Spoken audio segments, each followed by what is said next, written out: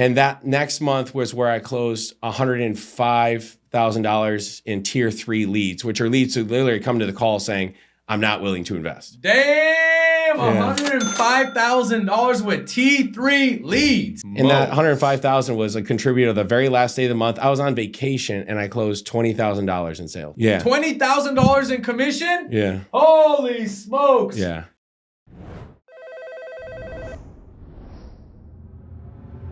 What's up, guys? Welcome back to another episode of the Closers Network podcast. Guys, the only podcast you want to be listening to if you're looking to add more money to your bank account as a remote high-ticket closer, whether you're new or whether you're seasoned, this is exactly where you want to be. By the way, guys, if you want to work with us, click the first link in the description below and you can actually schedule an interview to see if maybe working at One Call Closers is going to be a good fit for you.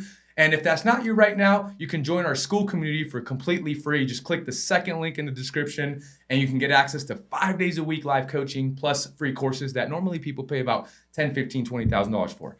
But guys, I'm excited to introduce our guest today. We're going to really bring the heat. And this guy is a true Renaissance man who's worn more hats than you can count.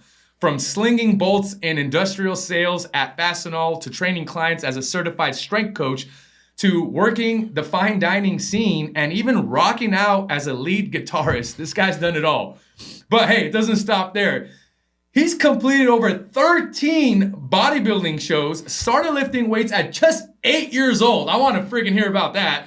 And has transformed himself from self-described benchwarmer in high school to becoming the captain of the team and even the prom king.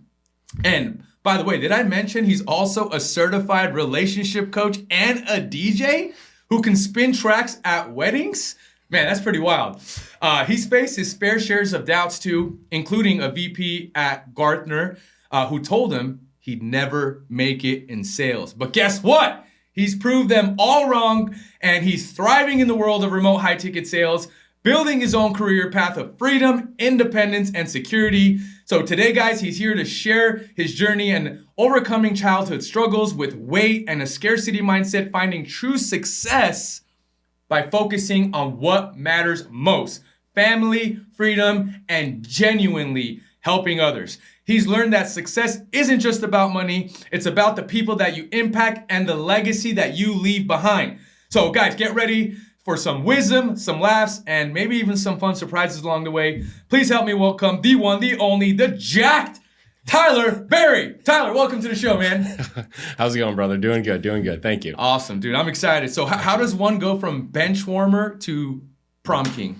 That's a funny experience, actually. I forgot I put that in there. But yeah, that was a long kind of path of being overweight as a child, being kind of the outcast, kind of the, I guess, quote unquote, loser of the actual playground, to just, kind of starting to work out with my father. He was actually a competitive bodybuilder when I was growing up. Okay. And he was my inspiration. He was my hero. Wow. And there were two choices I could pick at that point. One was being the person who saved yourself, and the other one was hoping someone would save you. And he always taught me that you kind of, life is hard, expect it to be hard. And men are strong. So you have to be stronger than the other ones that are trying to put you down. So that's kind of where that started. Yeah. So, dude, you started working out at 8 years old? Yeah. How does that work? How does that happen? My brother's 9, and I don't know, could I get him to work out? How does that work? That's a great question, actually. I don't know. It was just like he did it, and I followed by example, and I love my father. I was really close with him. He would go down there, on nights after work. It'd be 7 o'clock at night, and he'd go down there, and I'd go down there, and as probably even before 8, I would actually draw on his plates with permanent marker. And then eventually he built me a workout, and I would just do it I do it 3 times a week at 8 years old, all the way till I was 12. And then I started going to the gym at 12 with him, which is funny because you can't even get into the gym until you're now 16. But we lived in a very small community. We'll put 2,000 people total. Oh, wow. So super small. So, dude, I'm just curious. This is just for me to know. It's not kind of unrelated to podcast, but when he did build you the workout between 8 and 12, are you doing I'm assuming you're not doing heavy weights. You're probably what type of rep range are you in? What type of exercises are you doing? Honestly, it was like a bodybuilding workout. It was 8 to 12 upright rows. Started with that, shoulder press, pull downs, just the normal stuff that you would see Arnold do in the magazines. But it it was all the same workout pretty much. Yeah. Which is funny Awesome. looking back. But I just loved it. I loved it. It was a fun time with me and him. That's awesome, man. That's awesome. So one thing I want to get into is, you've worn a lot of hats, right? From industrial sales to personal training to bodybuilding to DJing at weddings. I guess which one of those roles has taught you the most valuable lesson, and how does that experience or those experiences approach like how you do sales today? Yeah, I would. That's a great question. So when it comes down to bodybuilding, I would say that was a huge lesson point in my aspect, because bodybuilding is very, it's interesting because it's not based off a number. Sometimes the best person doesn't always win. So you have to be very resilient, and it takes years and years of work to get on stage to do that event that you're only up there for like 60 seconds. So to a lot of people, it's not worth it. But to me, it was well worth it. And believe it or not, very first bodybuilding show I ever did, I came in dead last. Last, which was crazy because the person who beat me had lost over 100 pounds and had like loose skin. So I was like, I know I was better than that person, but that person had the crowd favorite and was friends with the judge. So that's where I learned that not always the best person wins, but the person who's consistent eventually will win. And if you can be resilient enough to overcome those unfair parts in life, because if you expect life to be fair, you're going to be very startled when you find out it's not. If you expect it to be unfair and you show up expecting that, eventually it pays off. Eventually, as long as you stick to it. On that, bro. We got it. Hey. Oh, thanks.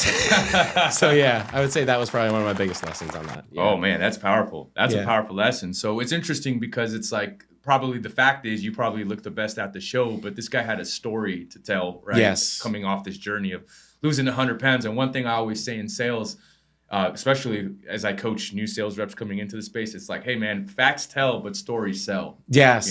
Yeah. And there's something about a good story that people resonate with. In this case, the crowd, right? Yeah, correct. 100%. Yeah. And it's, again, they don't always award the best person. Sometimes they award the person with the most people supporting them. And it's, and sometimes it comes down to money, but sometimes it doesn't. And that's kind of one of those things. Yeah, that's right. Yeah.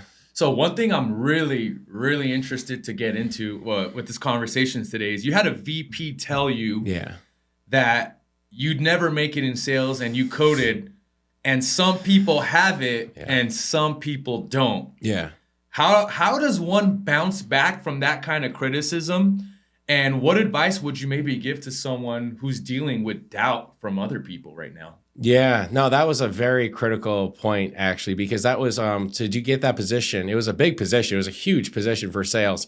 And I had to go through 5 interviews to get that 6th interview. And the 6th interview was with a VP and 3 other head top people for Gartner to get into the actual role. And when he, at the end of it, he's like, he was using analogies like, hey, if you were a bodybuilder and, you hadn't made it to Mr. Olympia, like, wouldn't you say, like, it's a genetic thing? You know how there's genetics in bodybuilding, and, like, if you don't have them, you don't have them. Well, like, that's the same as sales. Like, you either got it or you don't. Damn. And he's like, what would you tell someone if they just kept trying to do that and you knew they didn't have the genetics? And I was, like, so resilient. I was like, I tell them keep trying because it's a belief issue. Damn. And the guy was just like, and then he left it with that. He's like, yeah, some people got it, some people don't. And don't mean to hurt your feelings or anything, but yeah, you don't. And I was like, obviously I didn't accept it. But it was hard. It was very hard to hear that. And after that, there was a lot of self-doubt, like, dang, that's a harsh thing. It was really hard to understand that. So how did I bounce back from that is what you asked.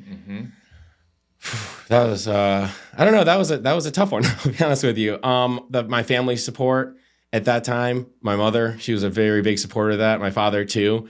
Ironically, my dad didn't like the company to start with. So that was kind of interesting in that aspect. But I would say that just not accepting that belief from someone else, because we all have beliefs and they're based off either your own opinion or others' opinion. And it comes down to which opinion do you weigh more? Is it what you think about yourself or what others think about you? And it took some time and a lot of growth to understand that what my opinion was and was limiting me or getting me to where I wanted to go. Yeah, self-belief. Yeah. Self-belief. That it's so powerful. So it sounds like, hey, your family was there. There was some maybe shape or form of help from that, because someone tells you that, especially a VP of a company, like, it's gonna get in your head, right? And so, but what I hear you saying is like, hey, I decided, like, I'm not gonna accept that and believe that I am destined for it. But I'm just curious, did that like create a chip on your shoulder at all? And did that maybe fuel you to like prove them wrong in a sense. 100%. Yeah. Yeah, definitely. I still think about it today, sending him a message and being like, hey, man, I'm number one. Remember me? That's right. I definitely thought about that day multiple times. And just similar to being a bench warmer, like I'll show them, or the kids at the high school, or growing up as when I was overweight, like one day they're going to like, this is going to shape me. Mm-hmm. I know it's going to shape. Looking back, every hardship, pain, you grow through a lot. It's like a turbocharger, I would say, or supercharger. Like, when you get tickets to a game that's your favorite, do you run to that, or do you run faster getting out of a burning building to avoid pain? Mm-hmm. That's powerful, man. Yeah, so you run out of a burning building. So that was me running out of that self-doubt.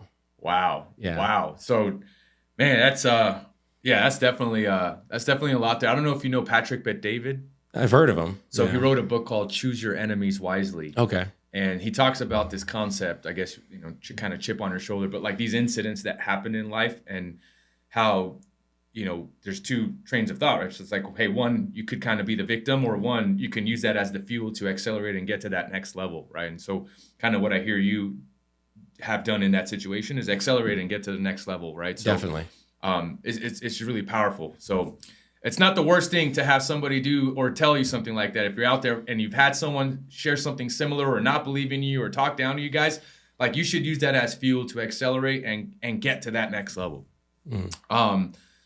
So you said, you shared with me that you battled a scarcity mindset from your upbringing, right? Definitely. How did you overcome that? What steps did you take to overcome and go from scarcity to abundant? That was a very big, tough one, because my family, I was raised very conservatively, very frugal, count every dollar we have and stuff like that.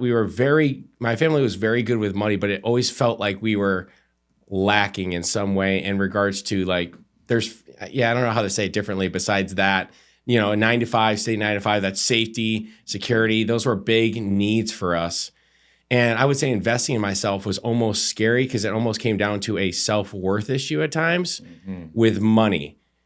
And it was tough to overcome that. I would say the first time investing in myself, it felt like I didn't deserve it based off of the money. I had plenty of money. It's the funniest thing is that scarcity mindset really makes it feel like it's never enough. Mm-hmm.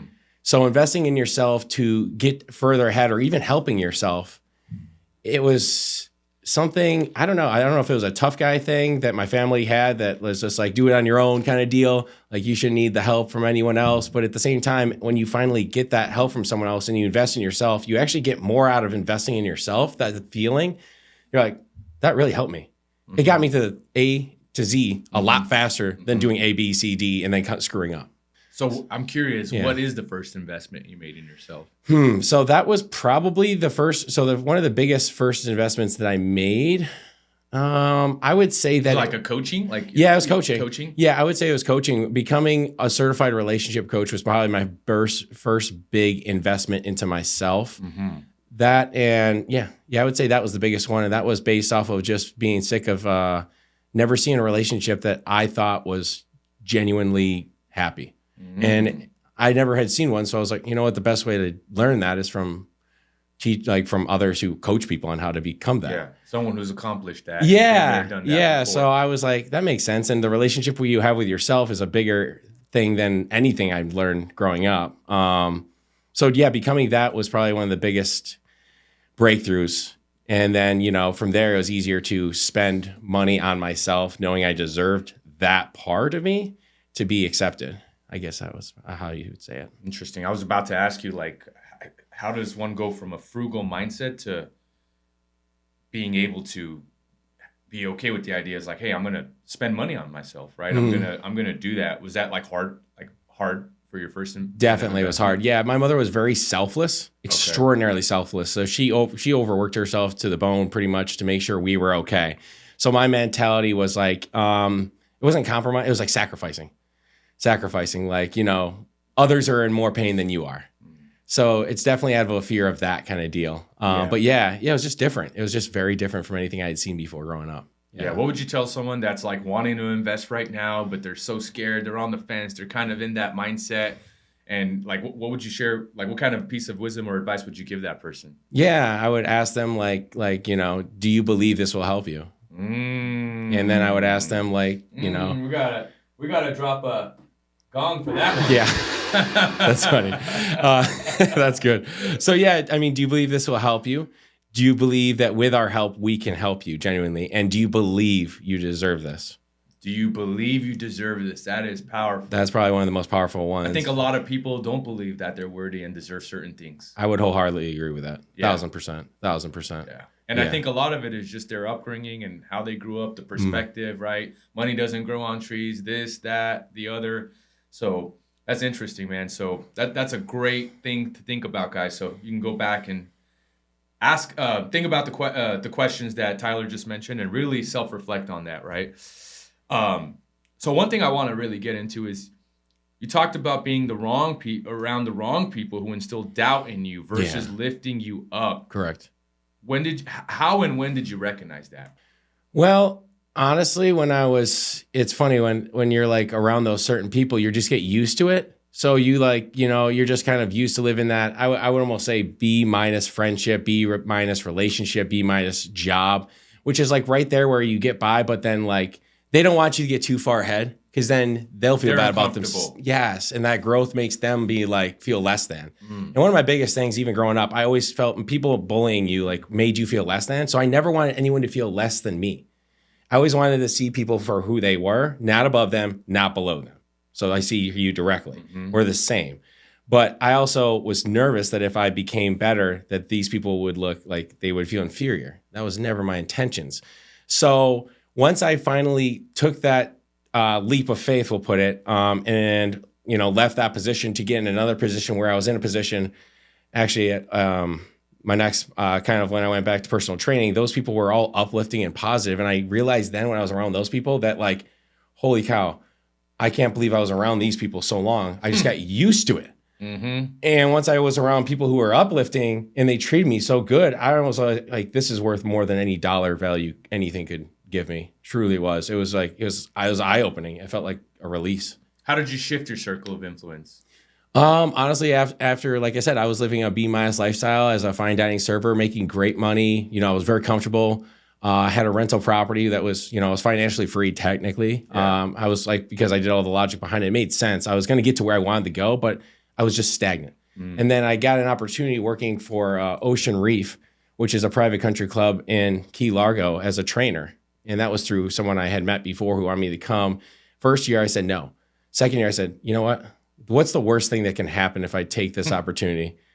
And I was like, and what's the worst thing that can happen if I stay here? If I stay here, I know I'm going to live B- lifestyle, which isn't good. It's like fair, which really is like, 5, which is I'm like, if I take this and even if it's wrong, if it goes terrible, it's still a step forward in the right direction because it's getting me out of this. And then at least I know this wouldn't work. So I could try something else until I find that, place of, how do you say that? Just not complacency. We'll put it that way. Yeah. Like I feel like enough. Like I feel content. Content would be the right word. I love what you said about what's the worst that can happen, because anytime someone's looking to make a decision that's massive, that's what I ask them. I'm like, dude, like think about what's the worst that can happen.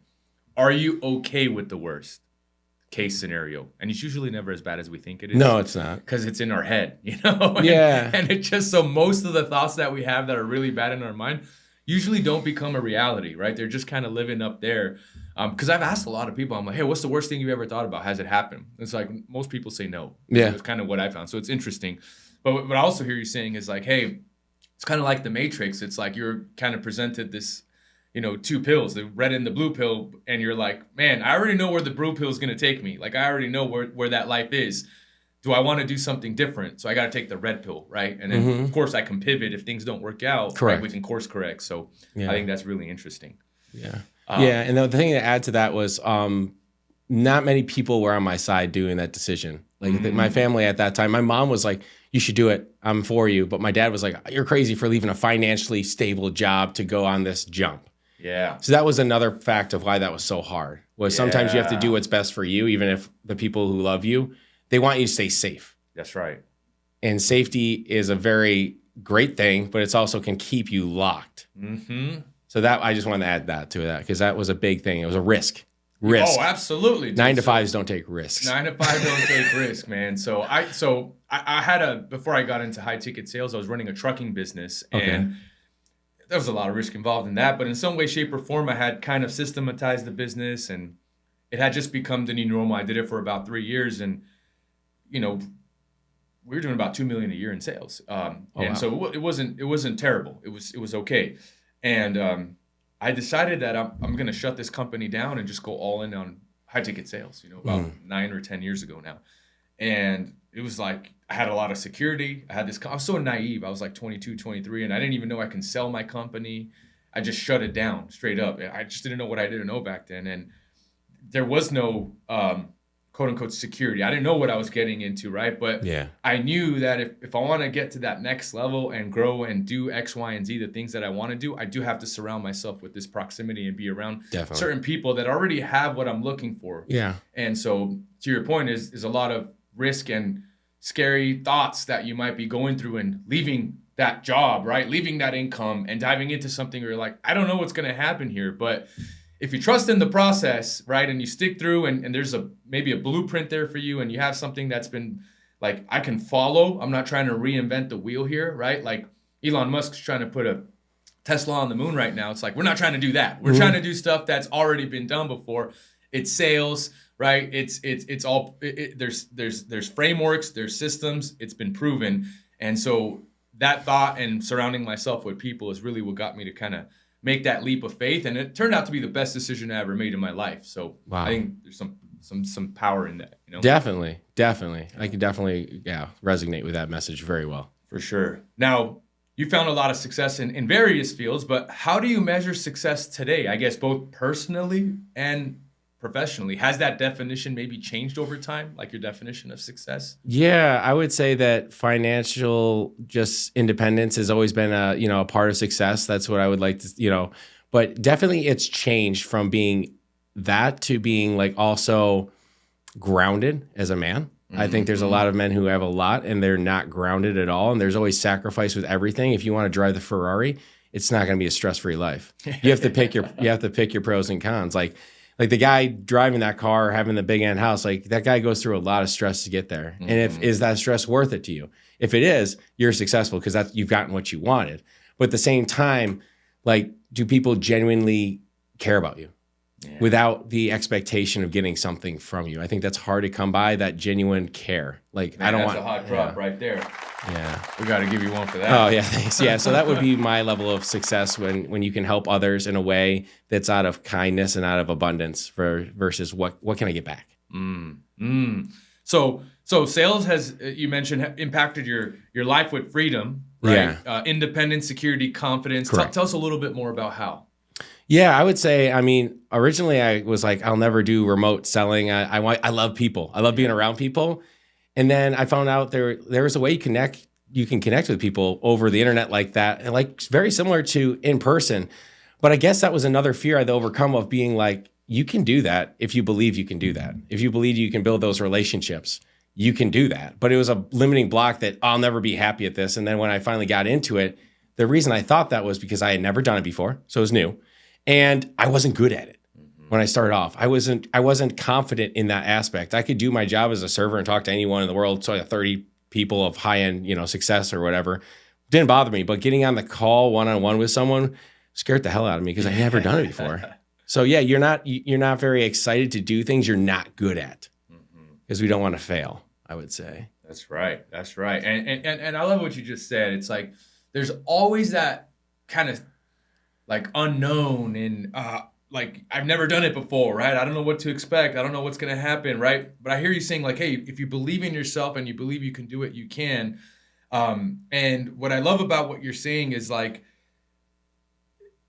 I think everything that you do and it's something new that you've never done before, like there's always a period of uncomfortable. Like you said, hey, you weren't great at sales when you started out. I wasn't either. Like Richard and I worked in the past time at Fit Body Bootcamp together. We were slanging franchises and the dude, him and the sales director, my first sales call I had, they were just howling, laughing, and it was just that bad, right? So I could relate. And I didn't start this way. I didn't end up where I am just overnight, right? So, yeah, for sure. But here's what I realized. And there's a scientific study that says on average, like it takes about 67 days to form like new habits, new patterns. You know, Tony Robbins talks about this a lot as well.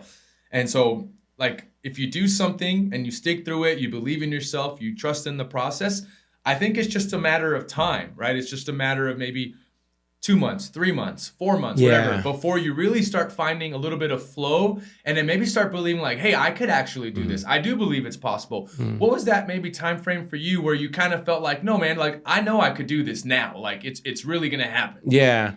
That's funny you say that. I would say I always give things, I try to always give things 90 days. 90 days. Yeah. Even when I went to Ocean Reef, actually, believe it or not, when I originally left that, I went to this, insecurity place of like trying something new. Didn't know what I was going to do.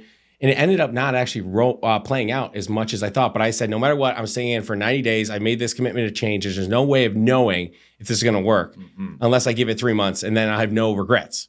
Because everyone gets like, it's like a dog that sees a car go by and then chases the car and then chases another car. It's like, you don't know where you're going. That's right. So follow one path for at least that amount of length, see how that goes. And if it doesn't play out after those 90 days, reassess there. And actually after that, I reassessed there. The first move I made was wrong, but at the same time it was right because it got me out of the complacency. Yeah. I went into the sales aspect because I had known, everyone had said I was good at sales, but I didn't believe it. Right. So then I dove into that because I saw others successful at it, and I was like, I can do that. I don't mean to sound like a chip on my shoulder, but like they're not better than me. I know I'm pretty intelligent. I've done very well. Like I can do this. If they can do this, I can definitely do this. Starting off, it was rocky, but I just reminded myself every day that like you got to give this 90 days, and no matter what happens, you just have to believe in yourself and continue on. That's the resilience that I was talking about earlier that helped me continue on because it was a rocky path. And again, my family, even at that time when I was in the high ticket sales, was like, that sounds risky. That sounds dangerous. But for some reason, I liked the challenge of like not being good. I liked the challenge because I saw progress as I went through. And I just remember my mom being like, that sounds really risky. Like, there's other companies. You're definitely good at this. You can do this with someone else. They're like, no, I want this path. I want to choose the hardest path because if I succeed in the hardest path possible, I know this other stuff's going to be easy. Damn, we got to drop another one for that. So yeah, that's kind of it. Sometimes I start off on level, in my opinion, like pro or expert level. It felt like that. It felt overextended. Wow. So would you say in that 90 days, like you felt like, okay, cool, like I got this? Yeah. There were times of doubt. I'm not going to say here that every day I was going to come in being like, oh, I can do this no matter what. Like when you get 1,000 no's, I'd be worried if you didn't have doubt. Oh my gosh. The first 30 days of trying the, even working for, elite closers and stuff like that. The first 30 days I had closed I did 30 or some sales and I closed 3 of them. So that's less than 10% yeses. And when you hear no's 30 times, it's a lot of no's. That's a lot of doubt. And even, I don't care how good you are personally, it takes time to really be like, you know what? I know this is just a phase. I know it's all in the numbers. Keep going. But once I got through that and I started seeing progress and progression, that's where I was like, I think I can do this. This is now a challenge. And I just every moment I was listening to sales podcasts, I was listening to trainings, I was listening to other people who were better than me because they figured it out. So I have to be able to figure it out. Man, that's freaking powerful, man. And that's what I always tell people if they're looking to succeed in the world of remote high ticket sales is like, what are you doing when you're not taking calls, right? Yeah. Like, what are you spending your time doing? Like, if you're being real with yourself, like, are you investing that time listening to sales podcasts, watching other people's calls, asking for call reviews, like not suffering in silence, or are you suffering in silence, right? Like, what are your activities looking like? And because I had a real moment too when I first started at sales, like I couldn't close a franchise deal for a couple months. And my sales director at the time, Ken, he's like, oh, Mike, come here, man. I got some great news to share with you. He's like, I got some great news to share with you. I'm like, all right, let's go. What's the great news? He's like, hey, man, we're going to have to let you go if you don't get a deal in. And I was like, motherfucker. Yeah. That was your great news? Yeah, right. But at that moment, I kind of had to get real with myself and be like, what am I doing after I'm off work? Am I Netflix and chilling? Am I scrolling through social media? Or am I investing that time and listening to sales podcasts, doing call reviews, reaching out to people asking for help, figuring out what the heck do I need to do to get to the next level and close that first deal? And it was just an aha moment for me, like a wake-up call, the urgency, like there was a fire lit under my butt. It really created a lot of urgency. And then sure enough, like a week or two after that, I ended up closing and breaking a company record, which was 5 franchises sold. It had never been done before, especially as a first sale ever. Yeah. And so it was like, dude, like closing 1 or 2 franchises was a big deal, let alone closing 5. Yeah, that's crazy. So it just goes to show, like, if you're keeping it real with yourself and you're doing the activities, like, I think it's just a matter of time before you get the result. But I don't know if everyone is doing that. Like, that is... I would say like, not. Yeah, I don't think I'd say a majority of people aren't. And they don't understand it, too. It's almost like... I don't want to say it's like an obsession, but it kind of is an obsession to like win, to be successful, to really be kind of different from everyone else. Everyone else is, watching football and all these sports, and it's all cool, it's all good. But like, I always ask them, like, when that TV turns off, how does your life change? That's right. Doesn't. Oh man, that's powerful. So that's something I always resonate with. So if I'm not helping myself get to where I want to go, what am I? I'm distracting myself at that point. And again, some people don't understand that, but like every moment that I have free, I'm trying to learn and to maximize that for the future. Jeez, we gotta hit that. Let's go. Let's go. Oh man, that's awesome. So help me understand this. How long have you been in the world of remote high ticket sales? Was it always with One Call Closers, our sales agency? Sounds like you were at Elite Closers. Elite Closers was a training, that I did back when I was actually at the Ocean Reef, and after 90 days, I was like, I'm not making the money they said I would. And I'm like, I have this free time. It's driving me nuts. I'll burn myself out if I don't have things to do to put me forward. Like, if I'm like, because you do like mental fatigue of like, I like structure. I like moving forward. I like progression. So I was like in a stale spot, and I know someone who did that course who now works for Lane Norton, a fitness influencer. Yeah, I know Lane. Yeah. And she was doing great. And I was like, she's doing it. She did this. I'm like, what's that thing you did? She's like, I'm going to do that same thing.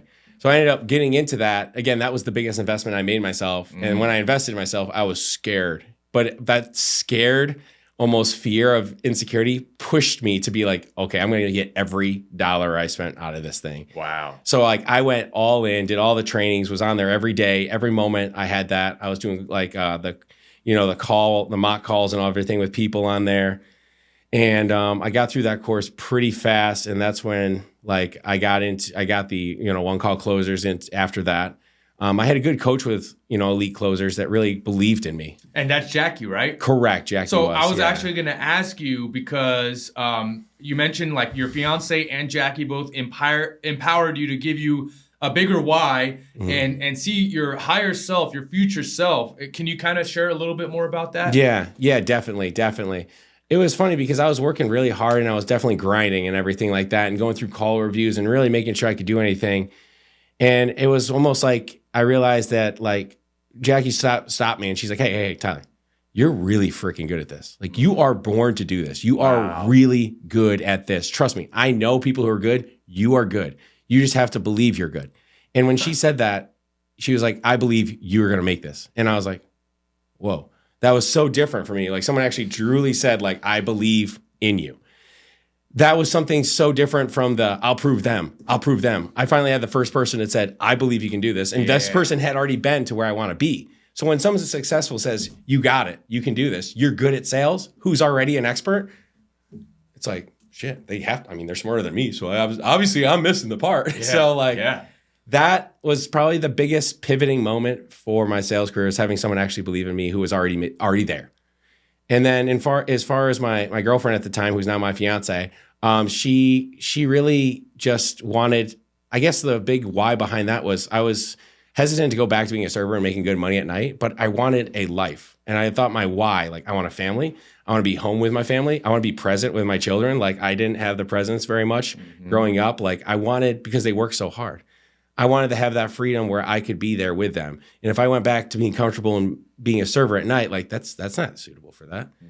And that means my relationship with her is going to dwindle as well, because she worked in normal hours. And I'm like, I want this life. I'm going to get this life. And that was my why behind it. And she was just like, she was always supportive. She listened. She was a really good listener. She wasn't like, you got this, but it was more like listen. And she was that belief. A silent belief kind of deal. Yeah. It wasn't like super pronounced, but it was a very, genuine. Man, well, shout out to Jackie and your fiance for believing Samantha, you and closing you. They closed you. So they did. Let me say this, man. I love what you just said, because going back to my story that I just mentioned at the franchise, when I didn't know if I was going to make it. And I had that conversation with the sales director where he's like, you only have so much time left. But I saw everybody around me winning. And at the time, Rich was next to me. Trish was next to me. You know Trish. Yeah. Trish and Rich are winning. There's a couple other sales reps there, sales director, and everybody's winning. And so Ken, the sales director, although he dropped it hot on me, he ended it with some tough love. But it was the exact conversation that you said Jackie and your fiance basically had with you, which is like, hey, man, like, I know you can do this. And I call that concept till today the concept of borrowed belief. Yeah, because I may not have had that conviction and belief in myself, but these people saw something in me that I didn't see myself. Yeah. And so one of the biggest things that I try to do right now leading teams is instill that level of borrowed belief in people to like get them to realize like, no, man, you can do this, because it went such a long way for me. I hear it like that went a long way for you. Huge. And it's like, just if you can have someone tell you like, dude, I think you can do this. I think you could crush this. It's so like empowering. And it's just like, dude, I could freaking crush this. Like this person says I can and I can. Richard was telling me I can. Trish was telling me I can. Ken was telling me I can. I was like, dude, I can do this. And then that conviction and that belief really helped me slay that first deal and close the franchises, dude. So shout out to everyone that's instilling borrowed belief in someone that they believe in, man. That's really powerful. So let's get into some numbers, the fun stuff. Yeah, for sure. How long have you been at One Call Closers now? Yeah, so I started at the end of May. My first month was June. Yeah. So June. 2024 May. Yeah. So your first real full month was June. Yeah. It was like the last week of May. So that was where I had like the 30 calls and I closed like 3 of them. Not even. And then June started. So that was technically my first month that I really started. And that first month was tough. Yeah. That was rough. But I still came out after the first 2 weeks were just like, no, not very many closes. Then I like caught that traction. And actually that was, I think, when Jackie said, you can do this. Yeah. In the next 2 weeks, I closed a decent amount of people for where I was. Yep. I definitely quadrupled that sales just by having that belief of borrowed.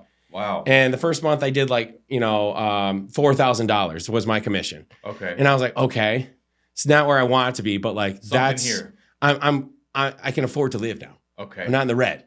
Then the next month I was like, okay, I'm going to beat that last month. I want to make what I made as a server. And I got close to it, pretty close. And I'm like, okay, I definitely don't need to be a server because I can make the money I was here. And that was like a $6,000 a month commission. Okay. And then the next month I was like, okay, let's really focus and get honed down on this. And I was starting to get better, obviously, 4,000, 6,000. And I was like, every month I was trying to get better.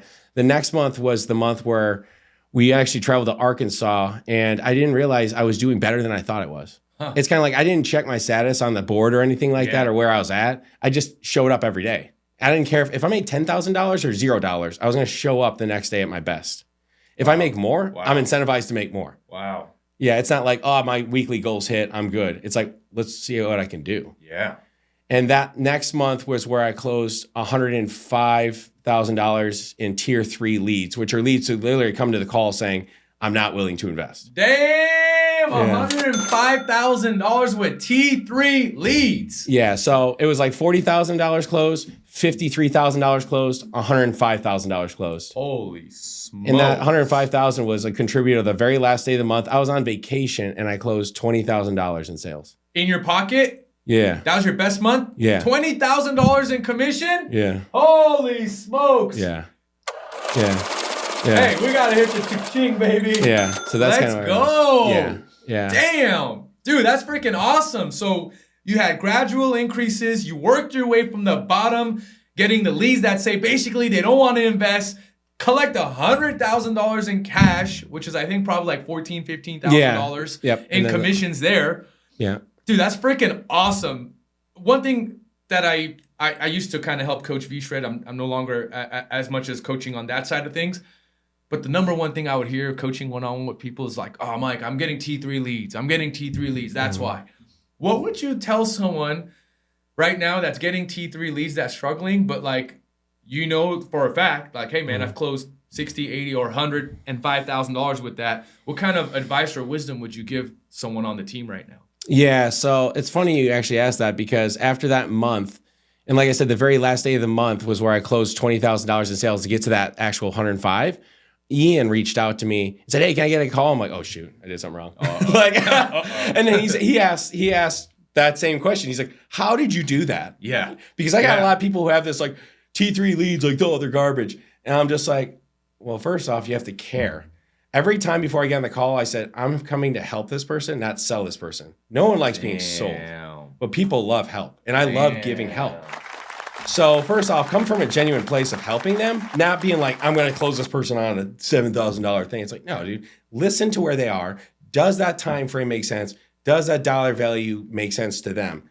If it's yes, that means you have their best interest in mind. So have their best interest in mind, come from a place of helping. And then also, like, you know, if you truly believe in, you know, what you're selling is going to help them, the conviction is probably the biggest part. Conviction. And like, you know, I have the solutions, you know, I can help you. Mm-hmm. You know, do you believe you deserve this? Do you believe you deserve this? And that's kind of my biggest advice for those T3 leads, because again, I always like, we're all the same people. Yeah. And even though they're coming in with more resistance, definitely more resistance, if you lower their guard in a way that's like a normal conversation, not like a sales script, but a normal conversation, you connect with them and you understand where their pain is and what they need, and you have a solution for them. Like, you'll do anything to get them to do that solution to help them.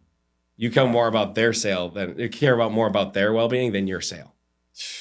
That's powerful stuff, man. That's powerful. So, hey, no excuses for all you on those T3 leads right now. I'm recording this for you. So, and you're not the first person, by the way, I brought on. I think I brought on 3 or 4 people that have done over 100,000 with T3 leads. So it's more than possible. Oh, definitely. It's definitely possible. Definitely is. Yeah. But it was pretty cool to have Ian call me and be like, so how did you do that? What programs did you offer? Like, what'd you say? And I was just like, I just really cared about the person, honestly. People first. Yeah. I'm like, you can use the sales script, but it ain't going to do it, because you have to connect with the person. You have to understand them. They have to trust you. What's easier to trust your father? Or do you trust a guy in the street? Like, you trust your father. Mm-hmm. So like, you have to come from a place of getting them to trust you. Yeah. I think, and the way you maybe do that right is build that genuine connection, really understand where they're coming from, where they're at, where they want to go, and really make them feel heard and understood, I think, along the way, right? To establish that connection, so they're like, they don't necessarily sense like you're just there because you give a shit about getting a commission. Like, no, you're there because you give a damn, right? You're actually there putting their best interest in heart, and people can feel that. Mm-hmm. I think people can feel whether you're there to just get a commission, or they can feel like, no, like, you're really there because you care. Yeah. You know? And what I kind of hear you saying is like, I'm giving the vibes off like I care, and they feel that, and so I'm able to then provide value and exchange some money for some value at the end of that call. For sure. Yeah, absolutely, 100%. That's freaking powerful, man. That's freaking powerful. $20,000. That's amazing. Congratulations, dude, on that. And I know there's a lot more opportunity on that offer, and so I'm excited to everything that is to come for you here. And so, is there anything, Tyler, we haven't talked about today that you feel like maybe you want to bring up or chat about at all? When it comes down to like the progression, I would just say every month, look over what you're doing. And there's always you can always like, I know it's kind of one of those cliche things where it's like, get 1% every day. Yeah. Better. But if you really look over your months, and you got to be honest with yourself and be like, can you do better than this? Challenge yourself. Like, don't just be okay with just being like top 10's good. But like, even after that, that month where I got into the 105,000 in sales, the next month I was like, this is great. Now I get T2 leads, which you're willing to invest. I have to crush this. Yeah. Like, this is a new, and then, that month I did 133, and my goal was to be the top 5 after I was the top 10. Yeah. And then after top 5, I want to be top 3. And ironically, the next month I got to number 1. Number 1 last month, right? Number 1. Number 1 on the leaderboard, baby. So that was a big accomplishment for me. And ironically, every single time I didn't realize how close I was until like the last week. I didn't pay attention. I just showed up every day. And then I looked and I was like, holy crap, I can win. Yeah. Even like that last, from that last month to that month to that month, I was like, I can get in the top 5. And this month I was like, I can win. Yeah. I didn't like this last month. I had 2 hurricanes and 2 bodybuilding shows, and like there was all the excuses I could use. I didn't have internet for like 7-8 days out of the month. Holy smokes! Like none. And like and obviously when you're in pro tan, it's a little hard to do video calls, but I did it. I didn't use any excuses. I think I could have made that month being like, well, I had this and this, but no, I won with everything. In spite of everything going on in my life, I showed up, and that was what did it. And I think a lot of people use that as an excuse versus I'm gonna do this regardless of what's happening in my life. Taking control. That reminds me of the quote, circumstances don't change responsibilities. Yeah. So that would be something. Yeah, for sure. Shout out, man. That's really, really, really powerful. Dude, I'm excited, man. I'm excited because later on today we're going to hang out at the Christmas party. There's going to be some fun surprises and some good action over there. Really appreciate you coming down from Tampa, Florida, out here, spend some time with us, make this happen in the studio, dude. So I really appreciate you guys. If you're out there right now and you're like, how do I get involved? How do I work with One Call Closers? How can I be maybe where Tyler is right now? Click the first link in the description below. Schedule an interview with us, and you can potentially see if you're a good fit to help us crush our offers, right? And if you want to just see some of the faces we sell for, go to the number onecallclosers.com, and you'll be able to see, guys, and make sure you click that first link. And in the meantime, also, what you can do, guys, is get in our free community on the school platform, the Closers Network, run by One Call Closers, right? And you can get 5 days a week free coaching in there and get some free courses that, again, normally cost $10,000, $15,000, $20,000. We give you for completely free. So, Tyler, thank you so much, brother. I appreciate you, man. I'm excited for everything to come, and I look forward to having you back on next time you're out here. Awesome. Thanks, brother. Appreciate you. Let's do it. Okay. All right. Peace out, guys. See you on the next one.